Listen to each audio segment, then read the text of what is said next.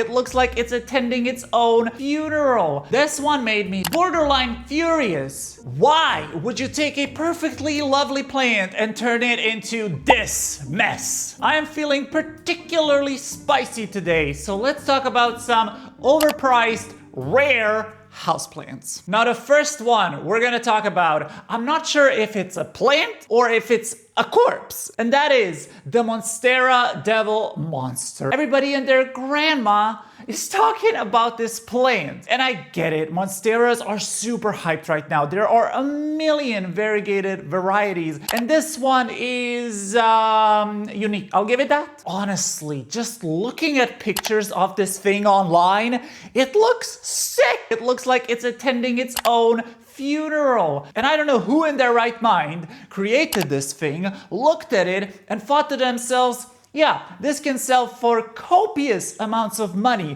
which it did. I think when it hit the market, it costed like 40 grand. You can buy a car for that amount of money. Are you kidding me? And the plant itself isn't even pretty. Not only because of the white variegation, but also because of the fenestrations that are super deep, that are giving it that skeletal look. You want something cool, edgy, but this ain't it, Mary. This is just ugly. And whenever I look at this plant, I'm just like, I want to help you. I want to put you out of your misery. And personally, I don't want to own this plant. I don't see the appeal in this plant. That plant is not entering my collection. Even if it did, it would probably take half a look at my dry-ass, low-light environment and croak. Variegated plants on the whole are a lot more finicky when it comes to their light requirements, their watering habits. This plant, to me, looks like it would be a brown, crispy mess. Crispy, crunchy. White variegated monsteras have the tendency to brown quickly. For that reason, I think the Monstera devil monster is cool in theory. I see what they were going for. In practicality, it's just ugly.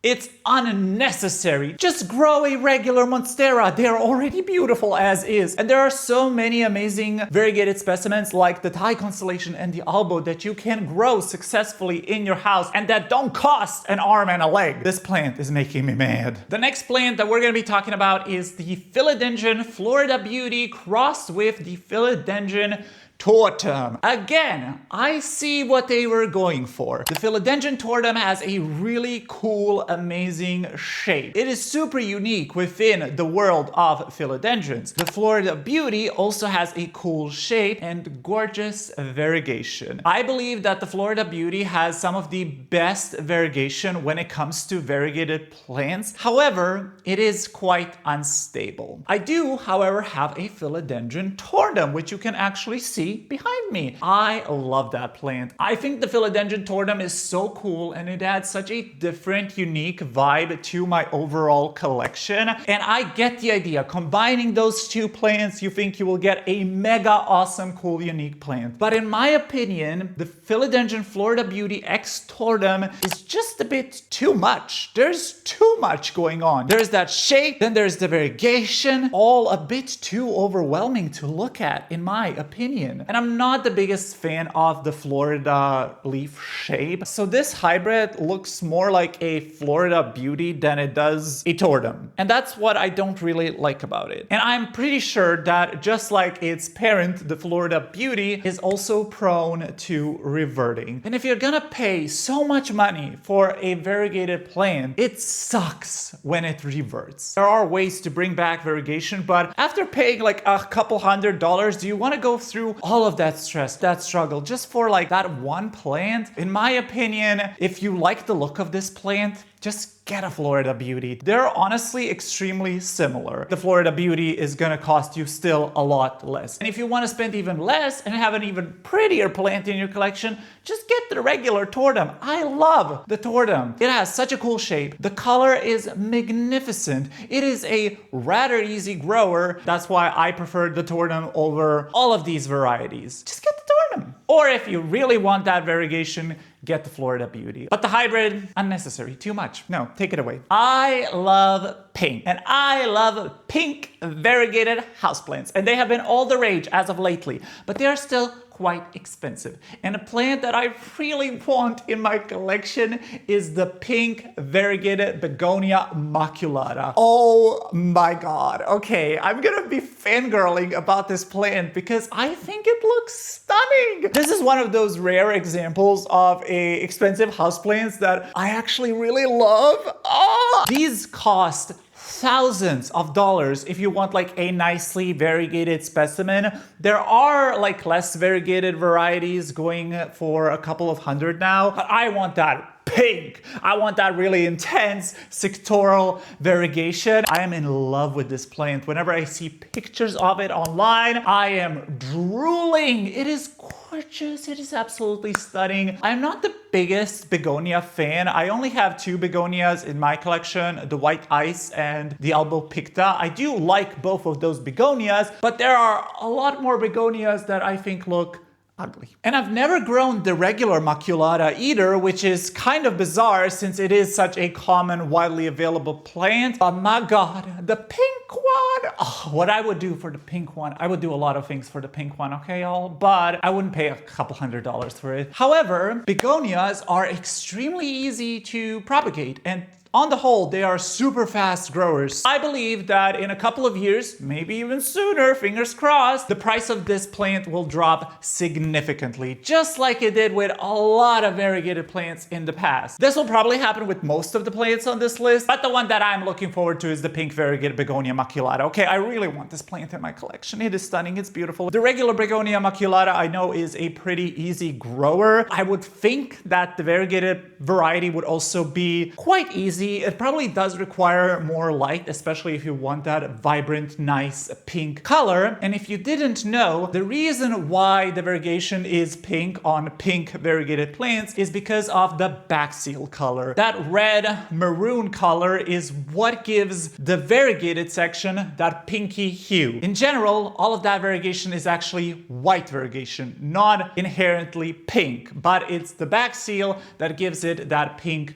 tinge that we also love. And I know that pink plants aren't everybody's cup of tea, but they absolutely are mine, especially when they look that gorgeous, especially when they have that sectoral variegation. Oh my god, this plant is beautiful. And although I would love to have it, I prefer paying my bills. Oh, the next one makes me mad. It makes me so upset. Why would you take a perfectly lovely plant and turn it into this mess? This is the Variegated ZZ Raven. Can I just take a moment and complain about the fact that we are taking these really amazing common houseplants that can live with minimal care, minimal light, and are turning them into these high maintenance monstrosities, adding variegation to a plant that is usually meant to fill a dark corner is so counterproductive. Variegation doesn't do well in dark corners. Variegated plants need a lot more light, and the prime purpose for a ZZ plant, in my opinion,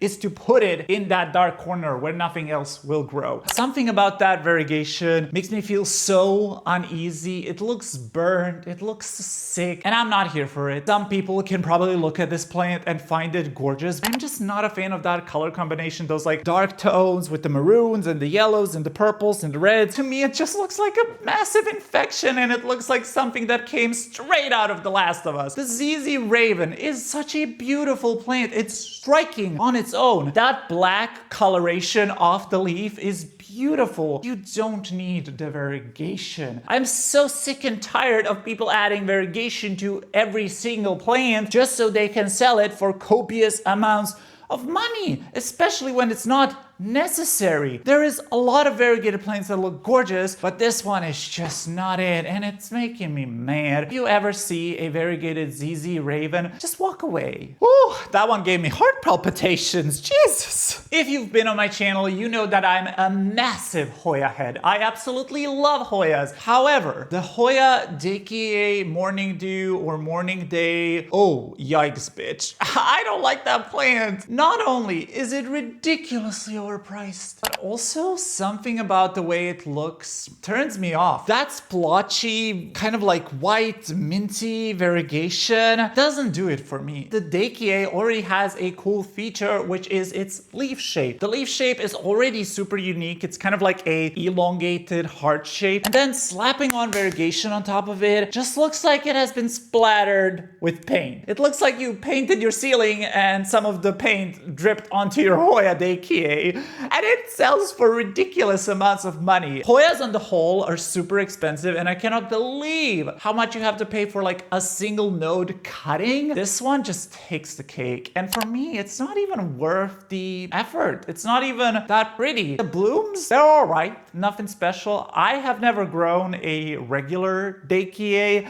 and I know those are like pretty common. I think I would rather add that one to my collection than the Morning Dew. I don't think it's good. I think it's way overpriced. Honestly, for the price of like getting that one cutting, you can get yourself 10 Hoyas. And I really do love Hoyas, so it kind of hurts to say that there is a Hoya that I dislike this much, but I just don't think this one is worth it. If it was like 20, 30 bucks, sure, take my money, but I've seen these go for $300, $400. That's just too much. It's too much, man. Now, the next plant that we're going to be talking about is a genus that I have actually never grown, and that is the Nepenthes Veitchii Candy Dreams. I have never seen a plant like this one. It literally looks like a piece of candy. I don't know how this is possible. It looks photoshopped, but somehow Mother Nature has managed to create that. And I think it looks stunning. I really love the way that the pictures on this Nepenthes look. I mean, they're just a stripy candied goodness. And I feel like the name really suits it. I have never grown a Nepenthes. I know that Nepenthes can be a little bit more finicky and that they require a bit more care,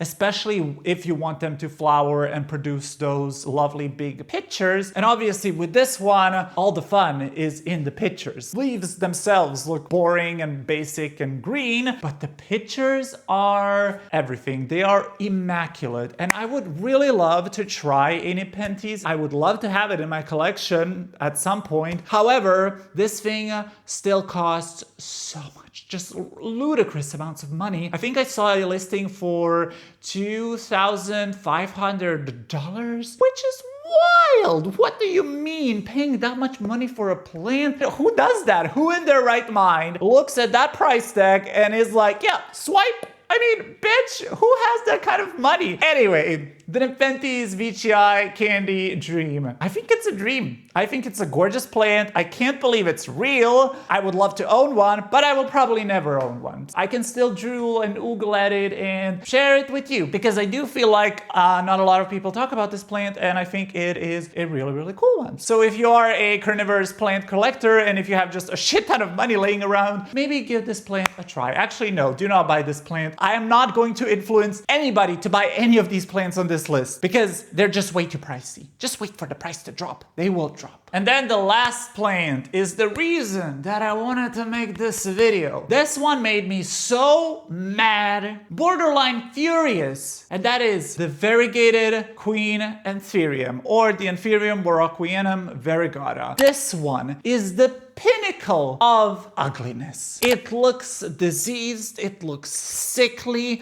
it looks like it's on its deathbed.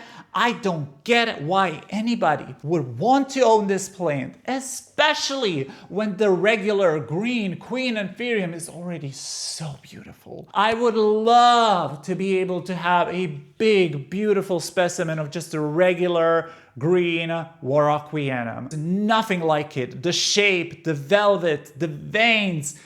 It is beautiful. However, it is also one of the hardest Anthuriums to grow, especially when you try to grow it in regular room humidity. And as I've mentioned before, adding variegation only makes the plant more finicky, more susceptible to browning and overwatering issues. And I don't understand why anybody would take this plant that is already gorgeous, beautiful, widely available, affordable, and slap variegation on top of it. I know that the answer is unfortunately money, because these costs literally an arm and a leg. Out of all of the plants on this list, I can see why somebody would find it appealing, right? I can see why you might look at this plant and think, oh, that's cool. But the variegated Queen Anthurium, no, I don't get it. I really, really don't get it. And I really highly, highly encourage all of my viewers to not fall for this plant. You're gonna get your heart broken. It's gonna be a miserable time growing it. You're gonna waste all of your money on it. It's not worth it. If you really want this plant, just wait. The Anthurium hype will die down eventually. The prices will plummet. It's just a matter of time. I'm gonna keep growing and struggling with my regular green Queen Anthurium, and I want that plant in my collection. The variegated one, miss me with that shit. That plant makes me feel personally attacked. I feel very attacked right now. Let me know in the comments what are your opinion on some of these overpriced plants that we talked about today, and if there are any that I should talk about in the future. I do hope you enjoyed this video. Thank you so much for watching. I hope to see you in the next one. Goodbye!